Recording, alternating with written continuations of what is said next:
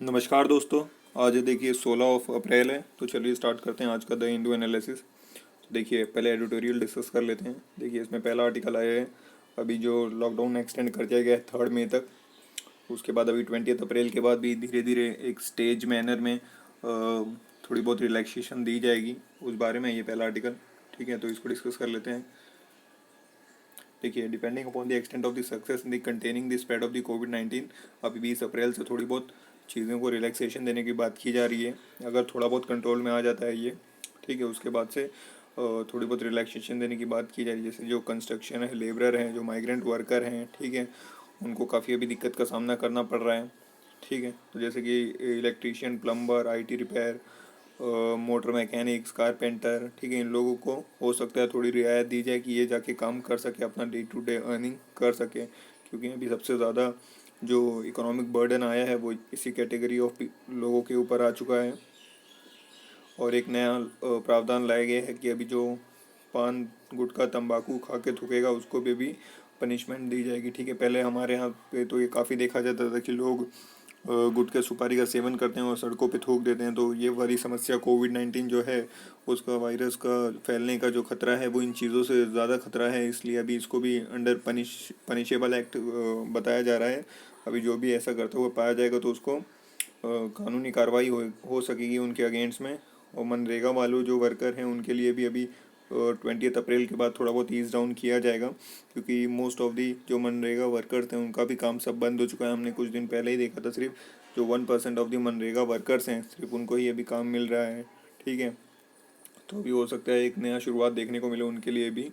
और इससे डील करने के लिए अभी हमारे पास एक ही तरीका है कि मास एजुकेशन बढ़ाया जाए, लोगों को थोड़ी बहुत जानकारी दी जाए, अवेयरनेस फैलाया जाए, और मास्क का यूज़ समझाया जाए, हैंड जो हाइजीन है कि हाथ बार बार धोते रहें, साबुन का इस्तेमाल करें, ठीक है, फिज़िकल डिस्टेंसिंग मेंटेन रखें। ठीक है, सोशल बिहेवियर को अब हमें अपने अंदर डेवलप करना पड़ेगा। ऐसा नहीं कि ये जो बीमारी ख़त्म हो जाएगी उसके बाद हम सब पहले की तरह बिहेव करने लगे। अब हमें ये अपने बिहेवियर में ही ले आना चाहिए कि कैसे हमें हाइजीनिक रहना चाहिए, हाइजीन को फॉलो करना चाहिए, और जो भी हमने चीज़ें सीखी हैं इस दौरान उसको हमें अपने बिहेवियर में लाना चाहिए। ठीक है, बात की जा रही केरला और राजस्थान से सीखने की। केरला को जैसा आप सब जानते हैं हमारे देश का हेल्थ सेक्टर में काफ़ी लीडिंग स्टेट है, तो उन सब राज्यों से सीख लेने की बात की जा रही है। राजस्थान का भी भीलवाड़ा जो मॉडल था वो काफ़ी फेमस था, वहाँ पे कैसे उन्होंने कंटेनमेंट किया है स्प्रेड का। लेकिन अभी राजस्थान में ही रामगंज काफ़ी चर्चे में आ रहा है, वो तो काफ़ी एक हॉटस्पॉट की तरह निकल के सामने आ रहा है।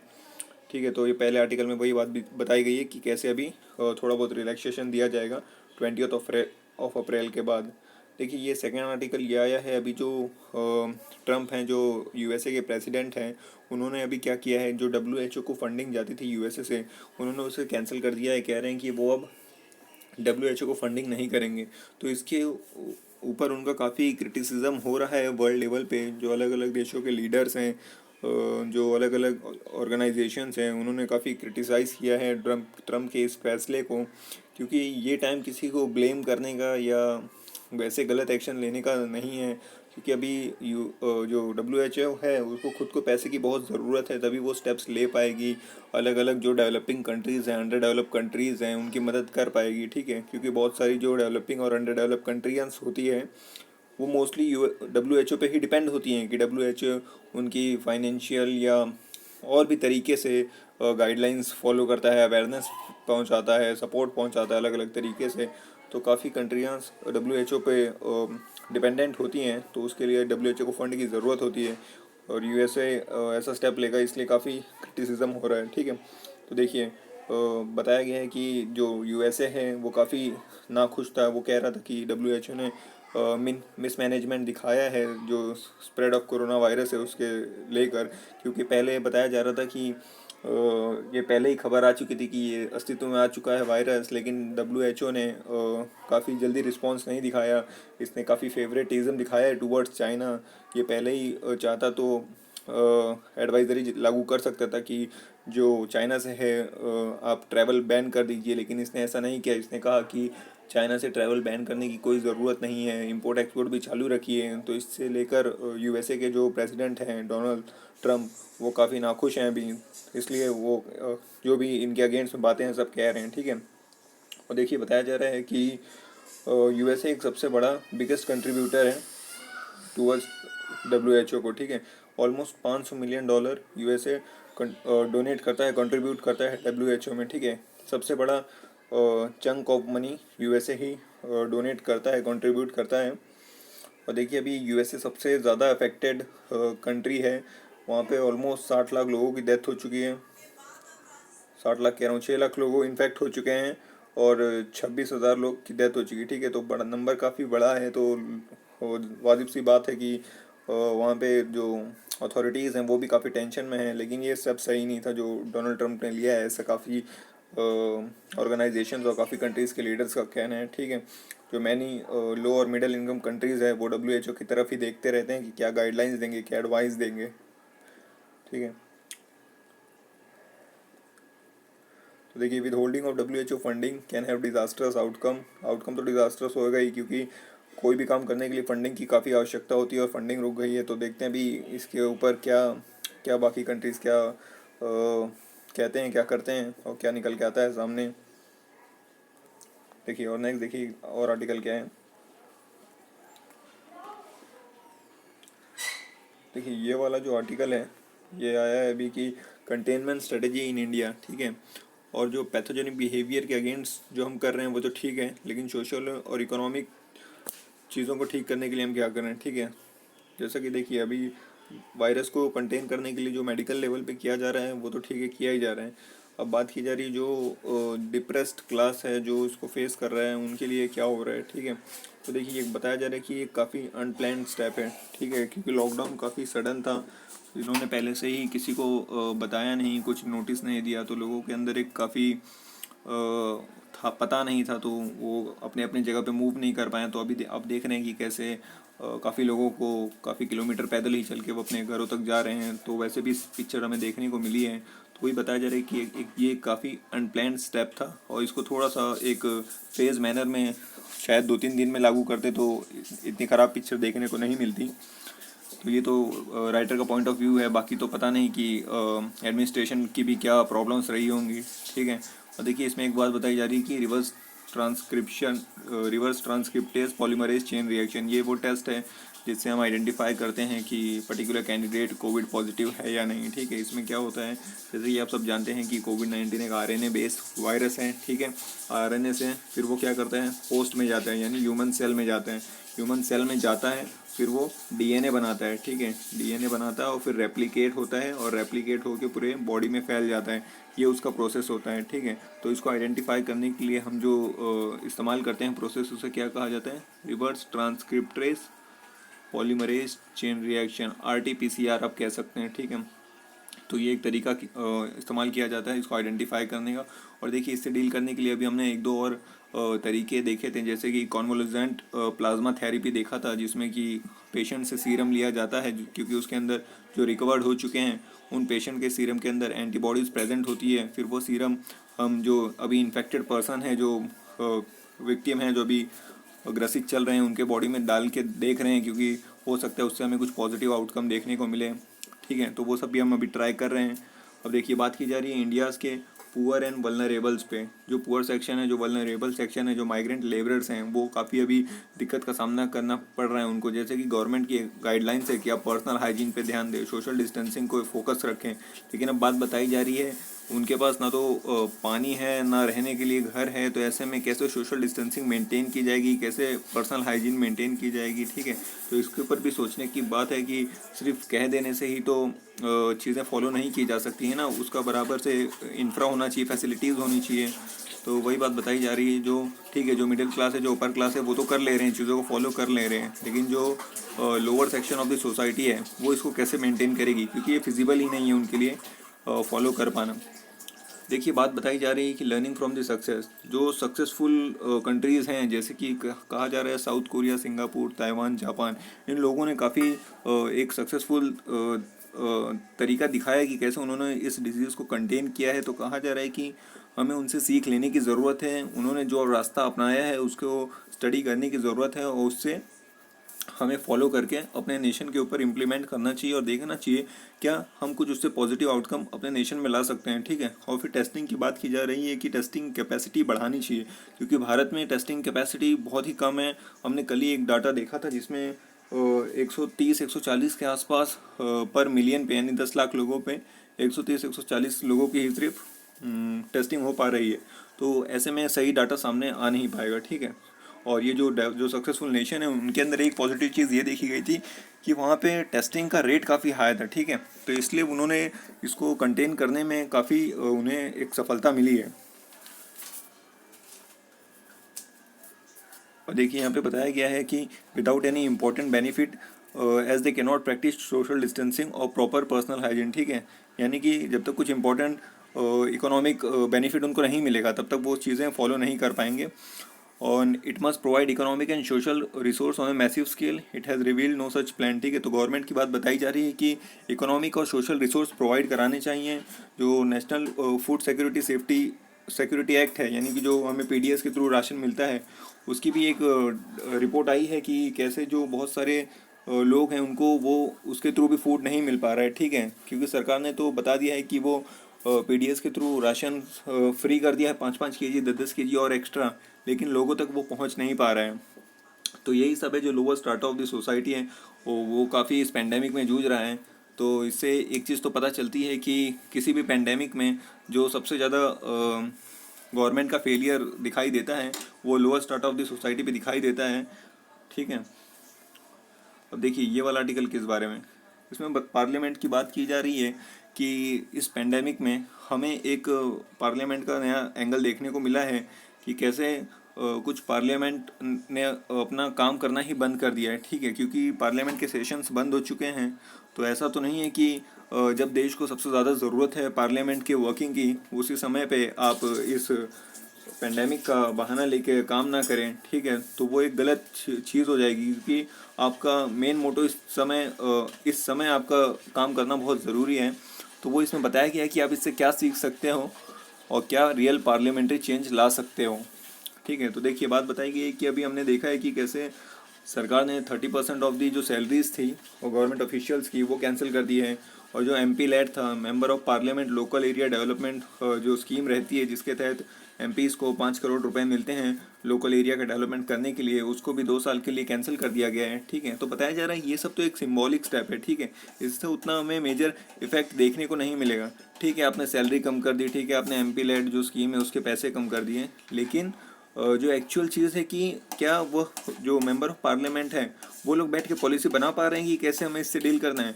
क्या वो लोग काफ़ी एग्जांपल दिया गया है कि न्यूजीलैंड और यूके का एग्जांपल दिया गया है, वहाँ पे कैसे टेक्नोलॉजी का इस्तेमाल किया जा रहा है। इनफैक्ट वहाँ पे तो पैसे बढ़ा दिए गए हैं कम करने की जगह, और उन्हें कहा जा रहा है कि ठीक है आपको जो फैसिलिटीज़ चाहिए आप लीजिए, लेकिन वर्क करिए इसके ऊपर, और हमें इससे कैसे बाहर निकलना है इसके ऊपर काम करना ज़्यादा ज़रूरी है। ये सिंबॉलिज्म दिखाने की ज़रूरत नहीं है कि हमने यहाँ से पैसे कम कर दिए और गवर्नमेंट ऑफिशियल्स के पैसे कम कर दिए और इसे हम देश के भले के लिए लगा रहे हैं। अरे लेकिन आपको जो एमपीज़ हैं वही तो फॉर्मुलेट करेंगे पॉलिसीज़ की कैसे इससे निकल के आना है। उनके पैसे कम कर देने से तो कुछ बेनिफिट इतना बड़ा देखने को मिलने वाला नहीं है।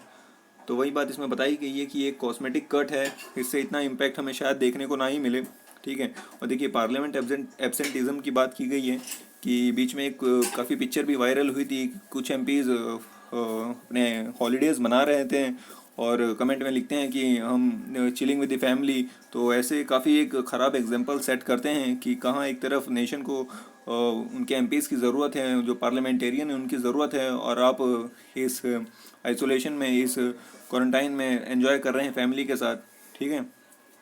देखिए एक जो एमपी लैड को कैंसिल किया है उसको तो कहा जा रहा है ठीक है इससे तो थोड़ी बहुत सेविंग हो सकती है, लेकिन सैलरी कट से इतना बड़ा मेजर इफेक्ट देखने को मिलने वाला नहीं। अब बात की जा रही है स्कोप ऑफ रिफॉर्म की, किससे हम क्या सीख ले सकते हैं, क्या रिफॉर्म कर सकते हैं अपने पार्लियामेंट्री सिस्टम में।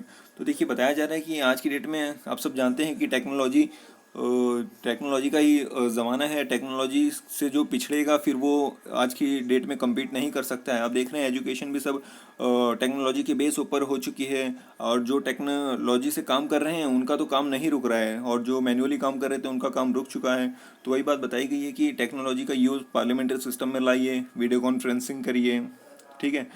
तो वो सब एक थोड़ा इस्तेमाल करना चाहिए हमें, दूसरे देशों से सीख के अपने यहाँ पे भी इम्प्लीमेंट कर लेना चाहिए। और बात बताई जा रही है कि जो हमारा ऑफिशियल्स हैं उनके थोड़ी ट्रांसपेरेंसी बढ़ानी चाहिए कि उनको कहाँ कितना पे किया जा रहा है, क्योंकि उनकी काफ़ी पे होती है और उतनी ट्रांसपेरेंसी होती नहीं है। जो हिडन पर्क्स होते हैं वो भी दिखाया जाए, उसकी भी बात बताई जा रही है। ठीक है, तो वही बात बताई जा रही है, representative democracy functions only as well as it legislature do. ठीक है, मतलब जब जैसे जैसे लेजिस्लेचर काम करेगा वैसे ही रिप्रेजेंटेटिव जो डेमोक्रेसी है वो फंक्शन करेगी। अगर लेजिस्लेटर ही सही काम नहीं करेंगे तो डेमोक्रेसी कैसे फंक्शन करेगी। अब देख लेते हैं नेक्स्ट आर्टिकल क्या है। अब देखिए बताया जा रहा है कि हार्मोनाइजिंग विद द नेचर। ठीक है, देखिए नेचर ने अपना बदला ले रही है। नेचर एक तरीके से आप ऐसा कह सकते हैं, क्योंकि इंसानों ने अपने डेवलपमेंट के लिए, जो इकोनॉमिकल गेन के लिए इंसान भागते रहता है, उसके लिए उसने नेचर की ज़रा भी परवाह नहीं की है और नेचर को डिस्ट्रॉय करता ही चला गया है। इंडस्ट्रियलाइजेशन हुआ है, काफ़ी चीज़ें हुई हैं जिससे नेचर का destruction year by year, decade bye decade होता ही चला गया है। लेकिन कभी भी इंसान ने इसकी परवाह नहीं की। हमें कुदरत को भी मेंटेन करना है, सस्टेन करना है। ठीक है, तो कहा जा रहा है कि अब वक्त आ चुका है कि आप नेचर के साथ हारमनी बनाकर अपना डेवलपमेंट करिए। तो इसके लिए आप साइंस एंड टेक्नोलॉजी का इस्तेमाल करिए। ठीक है, तो देखिए इसमें अरिस्टोटल का एक बात बताई जा रही है कि it is during our darkest moment that we must focus to see the light. ठीक है, जब हमारा एकदम अंधकार चल रहा होता है तब हमारा फोकस होता है कि कहाँ लाइट है, उस तरफ देखना चाहिए। ठीक है, तो अभी देखा जाए तो हमारा एक डार्केस्ट मोमेंट ही चल रहा है और हमें देखना चाहिए कि क्या हमने गलती कर दी और क्या सही तरीका है, क्या सही रास्ता है जिसके ऊपर हमें चलना चाहिए। ठीक है, तो इसमें एग्जांपल दिया गया है कि कैसे ग्रेट डिप्रेशन जब आया था 1930 के आसपास, फिर जब 9/11 अटैक हुआ है। ठीक है, अमेरिका में जब वो वर्ल्ड ट्रेड टावर गिरा दिया गया था, और 26/11 की बात बताई गई है। 2008 जो फाइनेंशियल क्राइसिस हुआ था, फाइनेंशियल रिसेशन आया था, उसकी बात बताई गई है। तो कैसे इन सब इंसिडेंट्स के बाद एक रिफॉर्म लाया गया था, उसकी बात बताई गई है। तो अभी वही कहा जा रहा है कि अब ये एक मेजर इंसिडेंट हुआ है, तो इसके बाद कैसे साइंस को आप in harmony with the nature use करके डेवलपमेंट का काम सोच सकते हैं। ठीक है, देखिए चेंजिंग और आउटलुक में यही कहा गया है कि कैसे साइंस को यूज़ करना है। देखिए रिन्यूएबल पावर जनरेशन की बात की गई है। ठीक है, अब आप सब जानते हैं कि पावर जनरेशन के लिए हम कोल, थर्मल, इन चीज़ों पर ज़्यादा डिपेंडेंट होते हैं। लेकिन अब थोड़ी थोड़ी लोगों में जो सेंसिटिविटी आ रही है क्लाइमेट चेंज के रिगार्डिंग, जो हमने देख रहे हैं कि कैसे सी लेवल राइज हो रहा है। ठीक है, क्लाइमेट चेंज का कैसे बुरा असर हमें देखने को मिल रहा है, ग्लोबल वार्मिंग बढ़ रही है। तो अभी हम थोड़ा बहुत रिन्यूएबल एनर्जी की तरफ मूव कर रहे हैं, तो वही इसमें बताया गया है कि उसकी तरफ मूव करना चाहिए। और देखिए और क्या कहा गया है, इसमें बताया गया है कि जैसे हम खेतों में पेस्टिसाइड्स का इस्तेमाल करते हैं तो वो सब केमिकल बेस होता है, तो उससे भी हम नेचर को डिस्ट्रॉय ही कर रहे हैं एक तरीके से। तो हमें बायो फर्टिलाइज़र्स का इस्तेमाल करना चाहिए। यानी ओवरऑल कहा जा रहा है कि आपको नेचर का ख्याल रख के ही कुछ भी प्रोसेस आगे करना है। ठीक है, और हमें ट्रीट करना है जो अपना अर्थ है उसको as a mother earth treat करना है। ठीक है, तो इसमें ये था। अब ये देखिए ये वाला आर्टिकल क्या कहता है। देखिए इसमें बताया जा रहा है कि कम्युनिकेशन फेलियर है। ठीक है, देखिए कम्युनिकेशन बहुत ही ज़रूरी है। अगर किसी भी चीज़ को आपको सही डायरेक्शन में लेके चलना है, अगर यही कोविड-19 को ही रोकना है, तो कम्युनिकेशन एक बहुत ही इम्पोर्टेंट चीज़ है। ठीक है, अगर सरकार लोगों तक अवेयरनेस पहुंचा ही नहीं पाएगी, लोगों तक बात पहुंचा ही नहीं पाएगी कि ये कितना सीवियर है और इसके क्या क्या बुरे परिणाम हो सकते हैं, तो लोगों को इसके सीवियरिटी का पता नहीं चलेगा। ठीक है, तो कम्युनिकेशन बहुत ही इंपॉर्टेंट है। देखिए इसमें वही बताया गया है कि मैसेजिंग लैक ट्रांसपेरेंसी और एम्पैथी। ठीक है, जो भी मैसेजिंग्स आ रहे हैं उसमें ट्रांसपेरेंसी की कमी बताई जा रही है। जैसा कि देखिए अभी गवर्नमेंट ने सुप्रीम कोर्ट को कहा था कि वो मीडिया हाउसेस पर रेस्ट्रिक्शंस लगाएं कि वो जो न्यूज़ डिलीवर कर रहे हैं उसको मतलब चेक करके ही डिलीवर करने को कहा जाए फैक्ट्स वगैरह के लिए। लेकिन सुप्रीम कोर्ट ने मना कर दिया है, और ये ठीक है, ये राइट है। जो अपने मीडिया हाउसेज हैं वो उनको रोका नहीं जा सकता है कि वो न्यूज़ वगैरह चेक करके उनकी फिर उनको कहा जाए कि आप न्यूज़ डिलीवर करिए। ठीक है, क्योंकि वही जो है न्यूज़ के थ्रू ही हमें इंफॉर्मेशन मिल पाती है, और उसके ऊपर अगर रेस्ट्रिक्शंस लग जाएंगी तो लोगों तक इंफॉर्मेशन पहुंच नहीं पाएगी। ठीक है, और देखिए और क्या बात बताई जा रही है इसमें। देखिए इसमें थोड़ा गवर्नमेंट को क्रिटिसाइज इस टाइप के लिए किया जा रहा है कि उसने अभी तक एक सेंट्रल लेवल पे ऐसा कोई कम्युनिकेशन ऑर्गेनाइजेशन या कोई बॉडी नहीं बनाई है जो लोगों को स्पेसिफिकली इसके बारे में क्रेडिबल इंफॉर्मेशन डायरेक्टली दे सकें। ठीक है, तो उसके लिए थोड़ा सा क्रिटिसाइज़ किया गया है। देखिए और क्या है, और देखिए और बताया गया है कि इस समय पे तो ऐसे सब स्टेप्स की काफ़ी ज़रूरत होती है, क्योंकि जब हेल्थ क्राइसिस आता है या कुछ भी क्राइसिस आता है उस समय पे लोगों की नज़र सिर्फ न्यूज़ पे होती है, और यही ऐसा टाइम होता है जब लोग इन्फॉर्मेशन ज़्यादा एब्जॉर्ब कर पाते हैं। ठीक है, तो ऐसे समय पे तो ऐसे ऑर्गेनाइजेशंस, ऐसी बॉडी, ऐसे प्लेटफॉर्म्स का काफ़ी अहम रोल माना जाता है। और देखिए बताया जा रहा है कि Indian people are more vulnerable to incorrect information. ये तो हम देखते ही हैं कि कैसे र्यूमर्स फैल जाते हैं। फेक न्यूज़ एक बहुत बड़ा कंसर्न है इंडियन मीडिया के लिए भी, आप कह सकते हो, क्योंकि व्हाट्सअप वगैरह पे आप देख सकते हो या और भी जगह बहुत सारे फेक न्यूज़ वायरल हो जाते हैं और बहुत से लोग उसको सच भी मान बैठते हैं। तो इससे ही डील करने के लिए गवर्नमेंट को खुद की एक कुछ बॉडी या फिर कुछ आउटलेट या कोई प्लेटफॉर्म ज़रूर बनाना चाहिए था, जिससे वो क्रेडिबल इन्फॉर्मेशन जनता में फैला सकें। ठीक है, लेकिन वैसा कुछ देखने को मिला नहीं। ठीक है, it need to be transparent, open about its limitation and accept the criticism.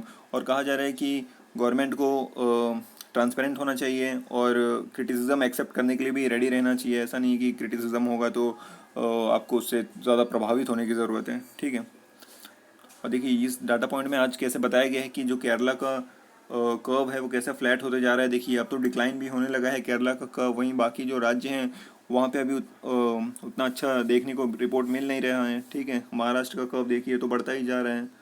ठीक है, और देखिए ये कार्टून है मध्य प्रदेश का, कि जैसे वहाँ पे अभी जो पॉलिटिकल अनस्टेबिलिटी छाई हुई थी और जो कमलनाथ थे उनको निकाल कर अभी जो दूसरे सीएम बने हैं शिवराज सिंह चौहान, तो अभी तक तो कैबिनेट कमेटी मिनिस्टर्स ही नहीं बने हैं कैबिनेट के। ठीक है, तो एक वो दिखाया जा रहा है कि लोगों के अंदर सीट के लिए लेकर कितनी, आप कह सकते हो, एक इनसिक्योरिटी है कि कोविड-19 के टाइम पे भी ऐसा चीज़ देखने को मिला है कि लोग पहले अपने पॉलिटिकल पावर बनाने के लिए ज़्यादा तत्पर थे एज़ कम्पेयर टू इस महामारी से लड़ने के।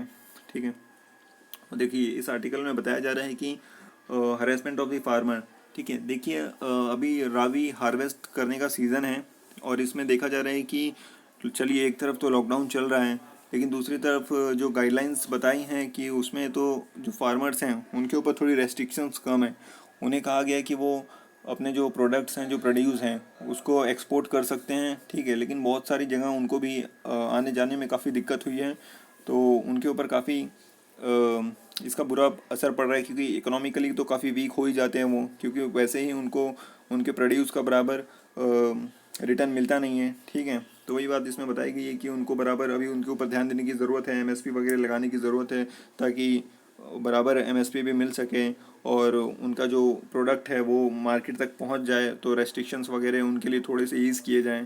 ठीक है, तो ये अभी फार्मर की सिचुएशन भी ख़राब चल रही है, क्योंकि अभी तो मेन हार्वेस्टिंग सीज़न है, जहाँ एक तरफ जो माइग्रेंट वर्कर है भूख से मर रहे हैं, वहीं फार्मर का जो प्रोडक्ट्स हैं जो प्रोड्यूस हैं वो सड़ रहे हैं। तो देखिए ये एक ऐसा अजीब सा सिचुएशन देखने को मिल रहा है।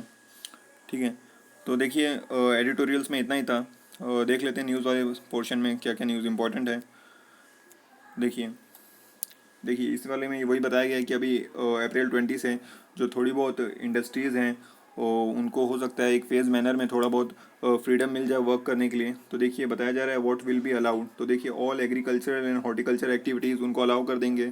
ठीक है, मनरेगा को थोड़ा बहुत अलाउ करेंगे, पोस्टल सर्विसेज अलाउड हो जाएंगी, बैंक्स अलाउड हो जाएंगे। ठीक है, ऑपरेशन ऑफ एनिमल हस्बेंड्री चालू हो जाएगा, collection and processing of the milk and milk products ये सब चालू हो जाएगा। ठीक है, तो ये है क्या क्या चालू हो सकता है। और देखिए ये क्या क्या बंद रहेगा, जो पब्लिक ट्रांसपोर्ट, टैक्सी, ऑटो, ये सब बंद रहेगा, ट्रेन्स बंद रहेंगी। ठीक है, एयर ट्रैवल बंद रहेगा, religious place, educational, entertainment, theatre वगैरह ये सब बंद रहने वाले हैं। ठीक है, तो अभी देखते हैं कि 20 अप्रैल के बाद कैसी कंडीशन रहेगी देश में। देखिए यहाँ बताया गया है कि 170 district identifies at the hotspot. ठीक है, 170 डिस्ट्रिक्ट भारत में हॉटस्पॉट आइडेंटिफाई किए गए हैं। तो ये भारत में 736 डिस्ट्रिक्ट हैं, 170 उसमें से हॉटस्पॉट हैं। ठीक है, और 207 पोटेंशियली हॉटस्पॉट बन सकते हैं। तो काफ़ी सीवियर होते जा रहा है ये सिनेरियो। भारत में हार्डली ऐसा कोई राज्य बचा है जहाँ पर केस ना पाया जा रहा हो। ठीक है, देखिए हर जगह केस पूरा फैल चुका है। आप मैप में देख सकते हैं, कोई भी ऐसा शायद ही जगह बचा जहाँ फैला ना हो। इसमें केरला का एग्जांपल दिया है कि केरला काफ़ी अच्छा परफॉर्म कर रहे हैं। अभी उसमें कल शायद सिर्फ एक ही केस देखने को मिला है। और देखिए, और इसमें मानसून की बात बताई जा रही है कि इंडिया में जो मानसून है वो नॉर्मल रहने वाला है।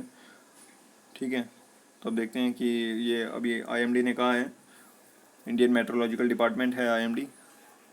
और देखिए यहाँ पे वही यूएसए की न्यूज़ है कि यूएस ने फ्रीज कर दिया है डब्ल्यूएचओ की फंडिंग कोरोना वायरस क्राइसिस के दौरान, जो डोनाल्ड ट्रंप जी नाराज़ चल रहे थे डब्ल्यूएचओ से। ठीक है, और देखिए ये डॉक्टर वापस से डॉक्टर और पुलिस के ऊपर अटैक हुआ है। तो ऐसे भी इंसिडेंट हमें डे टू डे देखने को मिल रहे हैं कि जो हमारे हेल्थ वर्कर हैं, जो सिक्योरिटी फोर्सेस हैं, उनके ऊपर भी हमले हो रहे हैं। जहाँ वो एक तरफ अपनी जान जोखिम में डालकर लोगों की हेल्प कर रहे हैं, वहीं दूसरी तरफ काफ़ी एक ऐसे ही काफ़ी लोग भी हैं जिनके अंदर अवेयरनेस नहीं है, वो इन लोगों के ऊपर अटैक भी कर रहे हैं। ये देखिए, ये जो डेली माइग्रेंट लेबरर हैं उनकी कंडीशन कैसे ख़राब चल रही है। इनके पास ठहरने के लिए जगह नहीं है, तो कैसे ये यमुना ब्रिज के नीचे अपने दिन गुजार रहे हैं। और देखिए ये जो आज़ादपुर मंडी की बात है, दिल्ली की खबर है, यहाँ पर मार्केट में ऑड इवन पॉलिसी लगाई जा रही है, लेकिन ये भी फॉलो नहीं हो पा रही है। ठीक है, क्योंकि जो अनऑर्गेनाइज सेक्टर होता है उसमें आप तरीके से पॉलिसी वगैरह इम्प्लीमेंट करना इस भीड़ भाड़ में तो थोड़ा मुश्किल ही है। और देखिए और क्या है,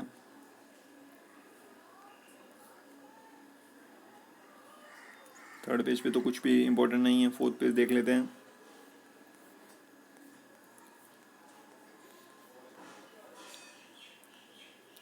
देखिए इस फिफ्थ पेज पे जो सदर्न स्टेट के बारे में बताया गया है कि तमिलनाडु कर्नाटका में भी कैसे भी केसेस बढ़ रहे हैं। ठीक है, तो हर राज्य में ही तो केस बढ़ते ही जा रहे हैं, जैसा कि हम देख रहे हैं।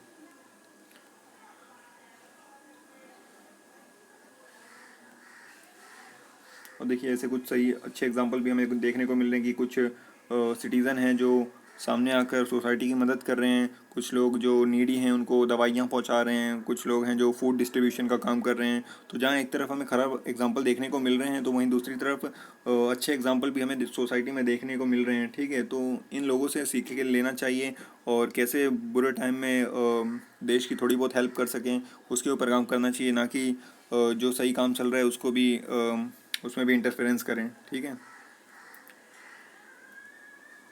अब देखिए ये इस पेज में देखते हैं, इसमें देखिए बोला गया है कि इंडिया ने अभी कुछ भी कमेंट करने से मना कर दिया है। जो यूएस ने स्टेप लिया है कि डब्ल्यूएचओ की फंडिंग स्टॉप कर दिए हैं, इंडिया का कहना है कि वो अभी कोविड-19 को ठीक करने में, इससे लड़ने के लिए ही काम कर रहा है, वो इस समय पे कोई भी कमेंट नहीं करना चाहता है।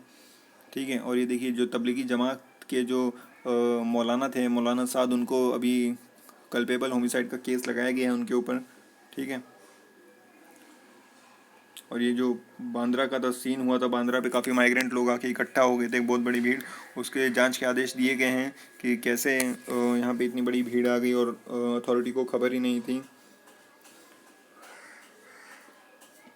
और देखिए यहाँ पे एक न्यूज़ ये आई है कि जो हम अभी फूड डिस्ट्रीब्यूशन सिस्टम कर रहे हैं वो हम 2011 के सेंसस के बेस पे कर रहे हैं। ठीक है, तो उस समय आबादी कुछ 120 करोड़ थी, लेकिन आज के टाइम पे 135 करोड़ हो चुकी है। ठीक है, तो आबादी बढ़ चुकी है, लेकिन हमारे पास डाटा नहीं है। तो उससे बताया जा रहा है कि इस मिस कैलकुलेशन की वजह से ऑलमोस्ट अप्रॉक्सीमेटली 10 करोड़ लोगों को जो पीडीएस की फैसिलिटी है, जो फ्री राशन वगैरह की बात है, वो सब मिल नहीं पा रही है। ठीक है, क्योंकि अभी हमने 2021 का सेंसेक्स होने ही वाला था, लेकिन उसी बीच कोविड आ गया, तो वो सेंसेक्स भी नहीं हो पाया। तो काफ़ी लोग इससे वंचित रह गए इस फैसिलिटी से। तो वो एक खबर आ रही है सामने। और देखिए ये मुंबई के जो साइन अस्पताल है, वहाँ पे एक इंसिडेंट माफ़ करना, साइन नहीं, कोपर अस्पताल है, वहाँ पर एक इंसिडेंट देखने को मिला है कि जो नर्सिंग स्टाफ है उनके साथ बदसलूकी की है एक पेशेंट ने। ठीक है, तो वो अभी स्ट्राइक कर रहे हैं। तो ऐसे इंसिडेंट भी देखने को मिल रहे हैं कि हेल्थ वर्कर के ऊपर अटैक्स हो रहे हैं।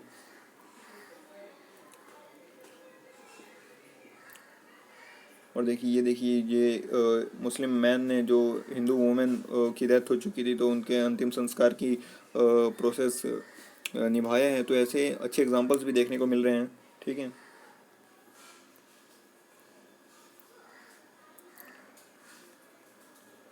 और यहाँ पर देखिए रशिया ने अभी $2 मिलियन डोनेट करने को कहा है। हमारे जो पीएम केयर है, ठीक है, प्रधानमंत्री प्राइम मिनिस्टर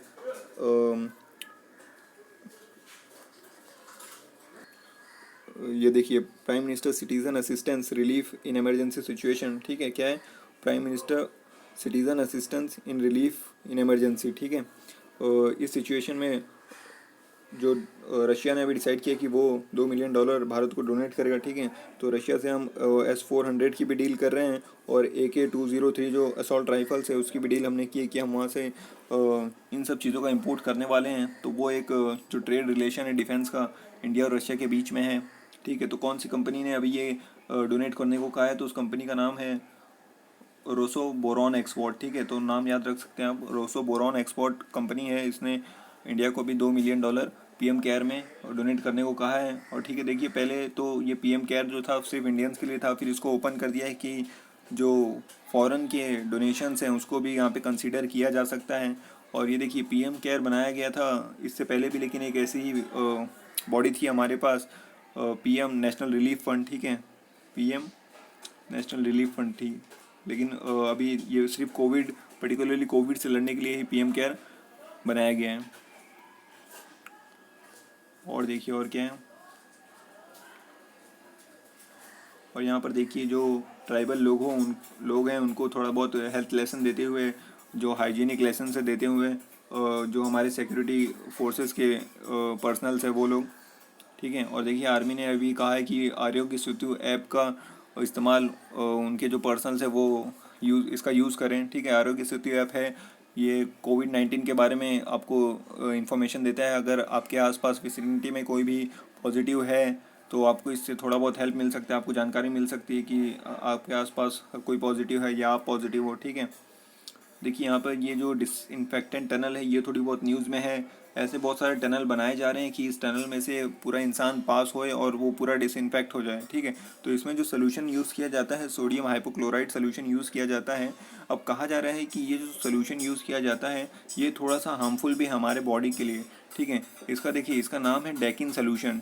क्या नाम है इसका? डेकिन सोल्यूशन है इसका नाम। तो इससे अभी जो ये जो चंडीगढ़ के PGI MER हॉस्पिटल्स हैं इनका कहना है कि ये बॉडी के ऊपर काफ़ी स्किन प्रॉब्लम्स, आइज़ के ऊपर प्रॉब्लम्स, तो ये सब प्रॉब्लम्स भी क्रिएट कर सकता है ये सोल्यूशन।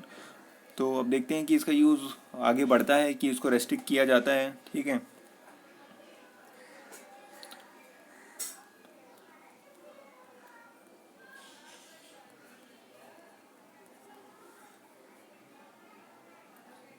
ये देखिए यहाँ पर वही न्यूज़ है, वर्ल्ड में न्यूज़ में जो USA ने अभी फ्रीज़ कर दिया है WHO की फंडिंग।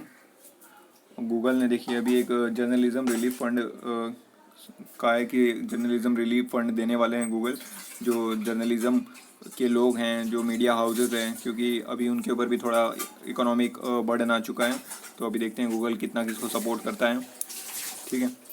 देखिए USA में एक अच्छा एग्जांपल देखने को मिला है, जैसे कि पूरे वर्ल्ड में जो एल्डरली लोग हैं वो इस डिजीज़ को सरवाइव नहीं कर पा रहे हैं। वहीं दूसरी तरफ ये 99 ईयर ओल्ड थे लेकिन इन्होंने बीट कर दिया है वायरस को, ठीक है। और देखिए ये साउथ कोरिया की बात बताई जा रही है कि साउथ कोरिया में भी कैसे वोटिंग हुई थी। तो ये तो कल के ही हमने आर्टिकल में डिस्कस किया था कि साउथ कोरिया कैसे एक एग्जांपल सेट कर रहा है कि वहाँ पे इतनी पेंडेमिक के बावजूद भी कैसे डेमोक्रेसी सस्टेन कर रही है, कैसे जो पार्लियामेंट्री प्रोसेस है वो सब काम कर रहे हैं, ठीक है।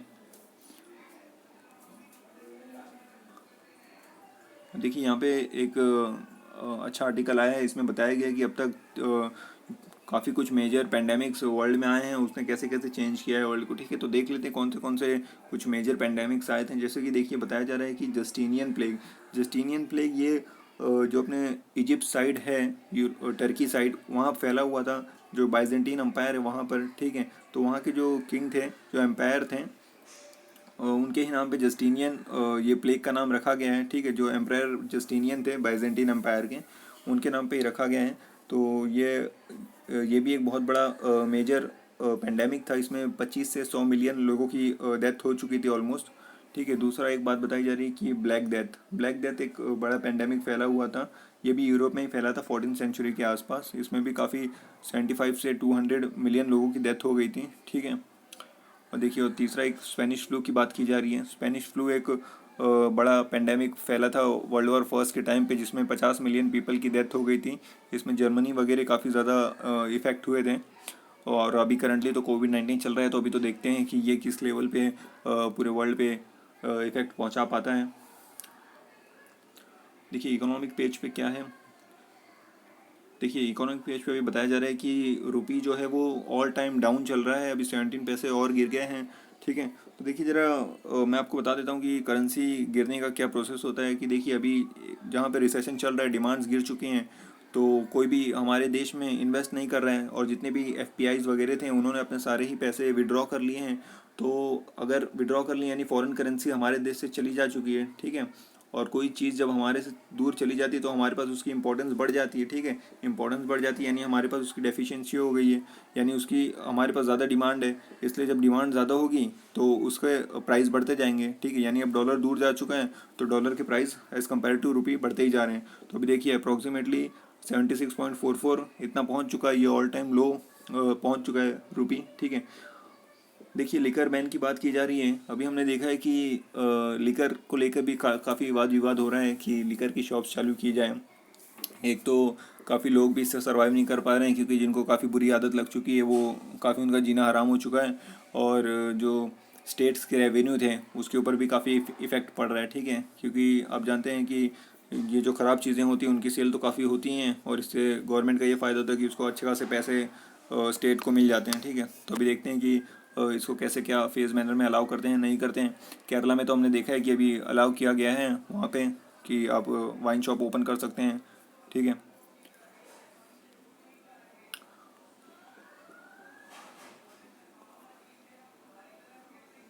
देखिए ये स्पोर्ट्स पेज है, इस पर देख लेते हैं कुछ इंपॉर्टेंट है। तो स्पोर्ट्स पेज पे हमारे लिए कुछ खास इंपॉर्टेंट न्यूज़ नहीं है। तो चलिए इतना ही था आज के द हिंदू एनालिसिस में। अब मिलेंगे हम कल के एनालिसिस के साथ। चलिए शुक्रिया।